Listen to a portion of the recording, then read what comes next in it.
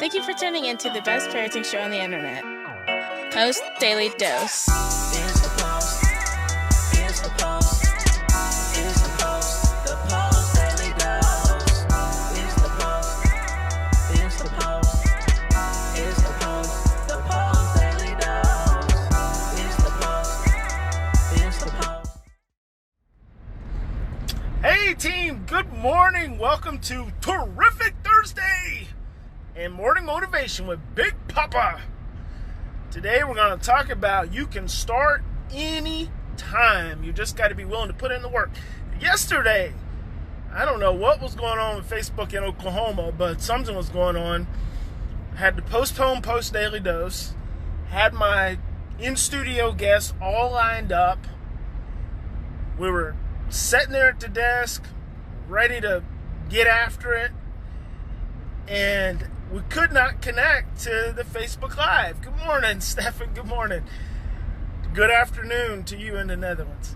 We could not connect to Facebook Live. Tried. And so finally I was like, well, let's go have dinner. So we did, and I sent a text to Christy to see if she could just put a message on the board because I didn't know what was going on, and she couldn't either. And so apparently there was an issue going on somewhere, and I think Mark Zuckerberg is so Stephen says a worldwide server crash. So there you go. So people were probably, oh my gosh, I wonder if Facebook's going to be like the cause of the zombie apocalypse. We've been thinking it's going to be the government and vaccines. That's what I've been thinking, actually. The government's going to, vaccinate people, and pretty soon all these zombies are going to get created. Hi, Deanne. Oh, you caught me live at 3 a.m.? Yeah, you did. So, yeah, I've been thinking it was the government that was going to cause... You got to get some sleep, Mama. Have you been up? Big Papa got his requisite 4.5 hours of sleep last night. Anyway... Yeah, I've been thinking the cause of the zombie apocalypse is going to be all these vaccinations, and there's all, I think it's, I'm going to keep my, I don't think it's political, it's just my personal feeling that that's what's going to cause us to become zombies. But maybe it's going to be Facebook crashing. People are going to just lose their freaking minds. Anyway, Facebook crashes, guys. Just go to dinner. I went to dinner with my mom because that was my special in-studio guest. We had a great evening. So, it's all good. Big Papa will be back, whenever the Facebook is back up. Stephen says it'll be global baby boom. Exactly. You got to find something to do, right? That's what happened, actually, in the during the Great Depression. That's when Warren Buffett was conceived. He's like, he's so thankful for the Great Depression because his dad was home and in the middle of the afternoon, and that's how he became Warren Buffett. Anyway, Warren Buffett is one of my examples. You can do anything you want, and it's never too late to start. And Warren Buffett's a great example. We hold up Warren Buffett as, one of the richest men in the world. And the fact is he's accumulated the majority of his wealth after the age of 60. Colonel Sanders didn't get started with KFC until he was 67 years old. 67. And, Sam Walton started really early, but he really didn't step into the zone till he was in his late 50s. And up until, I think he was probably late 50s, he was still floating checks and telling people to hold checks. He was driving like a madman trying to get it done, but he was still hustling. And the reason I tell you guys that is because we have all these stories these days about these young kids making all this money and, making their goals come true. And people think, I'm a certain age and I can't go back to medical school. All right, I've got kids, so I can't become a nurse. I can't become a school teacher anymore. I can't go back and get my mental health degree. We make all these excuses, but they're just excuses. I was talking to my friend Ashley the other night, and she was making some excuse about something she hadn't done, and I was like, that's just an excuse. And she's like, is it really an excuse? I was like, yeah, just say it again. And she's like, well, the reason is, and I said, and you're gonna just make another excuse. We just make these excuses for what we are afraid to do, and that's what it comes down to. We become afraid, and then we make excuses, and we rationalize, and we justify, and then we do it to the extent that we eventually are able to just push it right out of our consciousness again. It's like you have this unconscious experience, this thought. Prince used to call the way he tapped into the music, the river of music. So this river of music that flows above us, and he said he would just reach up and pull a song out of it.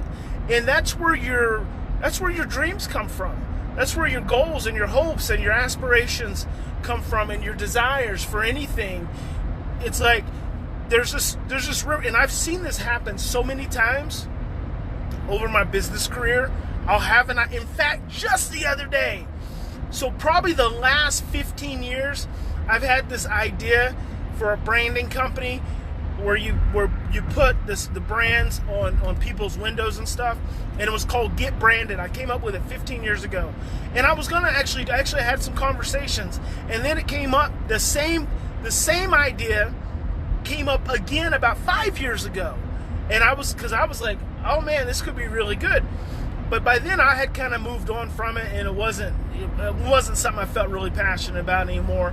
But I was giving my ideas to the person it came up to 5 years ago, because I was like, look, here's my idea. You can take this. This is how you can make this happen. They didn't do anything with it. People love to dream, but usually when it doesn't work out within the first 3 days, they just give up. And so the other day, Christy sent me a text with this link to a company that's doing exactly what I thought about doing 15 years ago. You can have all these ideas. You're just pulling these ideas out of the river of consciousness that everyone pulls them out of. So when you have a fantastic idea, you're not alone. It's not your idea. It's an idea that comes from the universe. It's an idea that comes from God. And you're just reaching up and you're grabbing one out in that particular moment. Probably 100,000 people have grabbed that same idea out in that same moment. The difference is who's going to do something with it. That's the only difference. Who's going to do something with it? And how many times have you wanted to start a business or something and you've been like, oh, that's already existing? Of course it already exists. Do you know how many people are in the world that are ready to take action on your business if you'll just do it? I mean, there's so much opportunity out there. And that's really the way I've approached the stress model for 20 years, for 20 freaking years. I could name names for people whose careers I've launched. I won't, because it doesn't matter to me. But they've taken my work after I've trained them, and they've taken it and put it into the world. They don't give Big Pop any credit, which is cool. I don't even care. The reality is, it's a free message. It's God's message. Everything I know comes from God. It's not mine. I don't have exclusive ownership over it. I've had people come up to me and say, hey, I heard such and such lecturing, and they never gave you credit. And I'm like, it doesn't matter. In fact, I'll tell you how much it doesn't matter.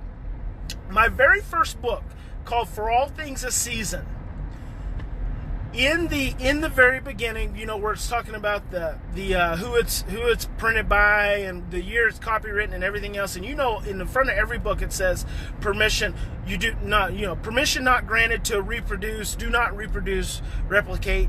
In the beginning of my book it says permission granted to replicate and dispense, give out as much as you want. Please spread the word and be a light into someone else. It doesn't matter. How many times have some of you said, hey, Big Papa, can I use your PowerPoint? Can I use this? Can I use that? What do I say? Yeah, get after it. I just had someone the other day ask me to use something. I'm like, please do, get after it. Because the universe is abundant. It is an abundant universe. We don't have to be, and I've lost friends. I've lost people I've loved over scarcity mentality. Really for no good reason other than they were just fearful. and in scarcity. And it's so sad because they still dwell in that same space. And then again, I've got amazing friends who I've had my whole life and years since, who don't dwell in that same place. And I just want you to know, the world is abundant. God says yes. God says yes all the time. But just because God says yes doesn't mean it's going to be easy. The extent, so I'm going to lose you guys in a minute because I just pulled up to the gym and it's going to switch over to Wi-Fi. The magnitude of your goal, of your dream, of your desire has a corresponding requirement for effort. It has a corresponding requirement for love and courage and the absence of fear. The bigger the dream, the more you're going to have to go through to get to it. It's not going to just happen easy. You've heard so many times when people talk about working 20-hour days, when they talk about, going home, putting the kids to bed, getting the kids to bed at 9 p.m. My friend Robinson, he's the owner of ClickFunnels, and he's the most recent example I think about this. He talks about working all day, then going home, having dinner with his family, putting the kids to bed, and then driving back to the office at 9 p.m. and then pulling an all-nighter. That he's got a company that's worth close to $1 billion right now. And you don't create that without putting in an enormous amount of hard work and effort and sacrifice. Gary V. So I'm actually thinking, well, maybe if I start walking into the gym. Planet Fitness. Actually, I complained about Planet Fitness the other day because it was icy and they weren't letting people know that they were going to be delayed opening. And I'm like, what the hell? You can send me a text about getting paid, but you can't send me a text about opening.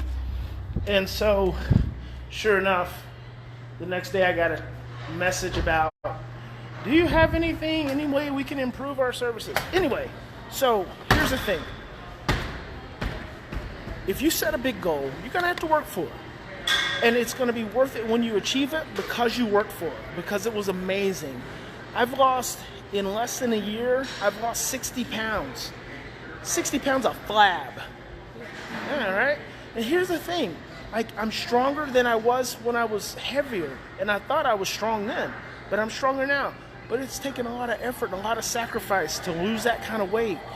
And you got to be willing to put in the work. And remember, it's never too late. Any time is the right time. If you got a goal, go for it. You always hear people talk about don't die with the music still inside of you. I understand that. My dad, he passed away having never done the things that he dreamed of doing because he waited, and he had plenty of time to do them. But he waited because he was afraid to do them. He was afraid to take action. And he used excuses. He used excuses of having to work 5 days a week, having kids, having ball games. Those are all great excuses, but they're still excuses. Don't die with the song inside of you. If you want something, go get it and be planning on putting in the hard work. God bless you. Big Papa loves you. If I don't see you tonight on Post Daily Dose, it's going to be a good one. I got a special guest. Big Mama. Post is going to be joining us in studio, 6:30 p.m. Central Standard Time. But if I don't see you this evening, I will see you again in the morning for morning motivation with Big Papa. It's Friday. Whew, it's been a good week. God bless. We'll talk to you guys later.